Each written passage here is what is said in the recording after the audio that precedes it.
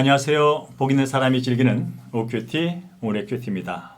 오늘 함께 묵상할 말씀은 역대하 27장 1절에서 9절까지의 말씀입니다.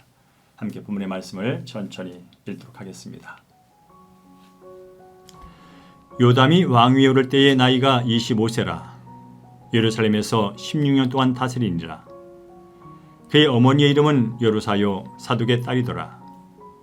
요담이 그의 아버지 우시아의 모든 행위대로 여호와 보시기에 정직하게 행하였으나 여호와의 성전에는 들어가지 아니하였고 백성은 여전히 부패하였더라.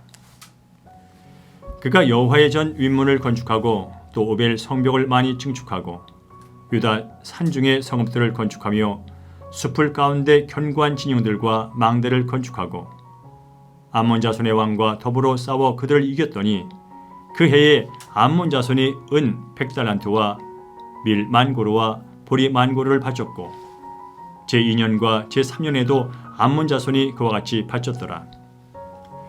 요담이 그의 하나님 여호와 앞에서 바른 길을 걸었으므로 점점 강하여졌더라. 요담의 남은 사적과 그의 모든 전쟁과 행위는 이스라엘과 유다 열왕기에 기록되니라.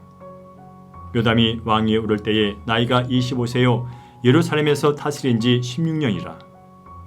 그가 그의 조상들과 함께 누움에 다윗성에 장사되고 그의 아들 아하스가 대신하여 왕이 되니라. 아멘. 네, 방금 읽은 역대하 27장 1절에서 9절까지 말씀 다시 한번 서너 번 집중해서 읽으시면서 말씀을 묵상하는 시간 갖도록 하겠습니다. 하나님은 어떤 분이신지 회개할 점이나 피할 죄, 새롭게 깨달은 사실이나 받은 은혜, 그리고 꼭 붙잡아야 할 약속의 말씀 확인하시고요. 삶 가운데 적용하고 실천한 내용 반드시 적어놓으셨다가 순종하시기 바랍니다. 이제 화면을 잠시 멈추시고요. 묵상이 끝나면 시작하시면 되겠습니다.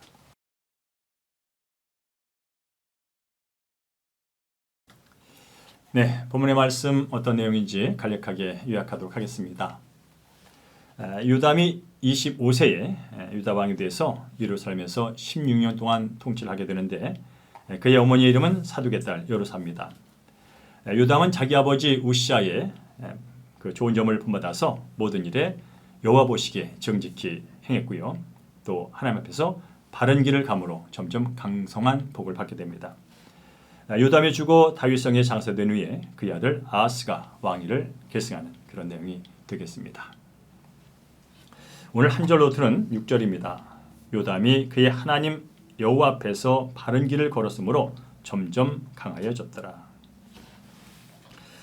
우리 주변에는 처음 시작은 미약했지만 끝이 창대해진 사람이 있는가 하면 반대로 출발은 거창했는데 끝이 비참하게 끝나는 사람들을 볼 수가 있습니다.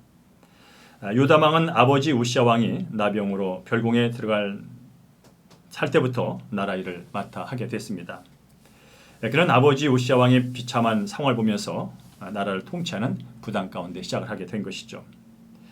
하지만 요담은 우시아 왕의 교만함과 하나님의 징계를 교훈 삼아서 하나님 앞에서 바르게 살려고 애를 썼습니다. 성경은 그가 하나님 보시기에 정직하게 행동했을 뿐 아니라 하나님을 두려워하여 하나님의 전에 들어가지 않았다고 밝히고 있습니다. 즉 하나님의 말씀을 순종하며 왕의 자리를 그리고 왕의 역할에만 충실했다는 것을 강조하고 있는 것이죠. 요담은 높은 지위와 강한 권력을 가지고 하나님의 은혜를 잊고 죄를 지은 아버지 우시아 왕 같은 인생을 산 것이 아니라 바로 항상 하나님을 두려워하면서 자신을 살피고 겸손하게 살았던 것을 보여주고 있습니다. 그렇습니다.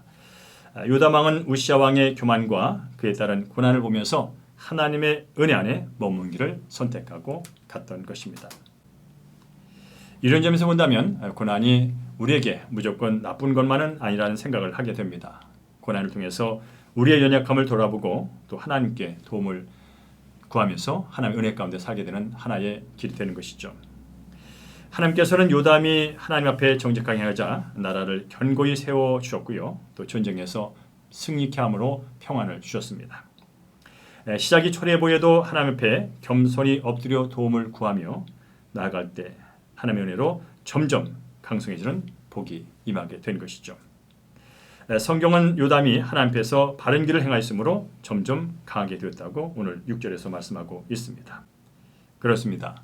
작은 일부터 하나님의 뜻을 묻고 하나님의 영광을 위해 살려고 몸부림치는 사람들을 하나님께서는 선한 길로 인도해 주신 줄로 믿습니다. 처음은 미약했지만 하나님의 은혜로 갈수록 창덕이 되는 사람, 바로 그 사람이 복받은 사람입니다. 요담처럼 처음은 어렵게 시작했을지라도 하나님 앞에 늘 겸비한 마음으로 나아감으로 더욱 강성해진 것처럼 오늘 우리의 삶이 그런 은혜가 임하기를 주의 이름으로 축원합니다. 자, 함께 적용 질문 3가지 계속 이어하도록 하겠습니다. 믿음 생활을 하면서도 여전히 제거하지 않아 나의 영적, 육적 자녀로 부패하게 하는 죄는 무엇입니까? 가정과 일터에서 죄가 틈타지 못하도록 부지런히 건축해야 할 진영과 망대는 무엇입니까? 내 힘으로는 도저히 할 수 없음에도 하나님의 능력과 십자가 지는 순종으로 감당하고 있는 나의 사적은 무엇입니까? 네, 적용 질문에 의해서 이제 함께 기도하겠습니다. 여호와 보시기에 정직 행하지만 여전히 제거하지 않은 우상이 있어 가족과 지체들을 부패하도록 방치하는 저를 불쌍히 여겨 주옵소서.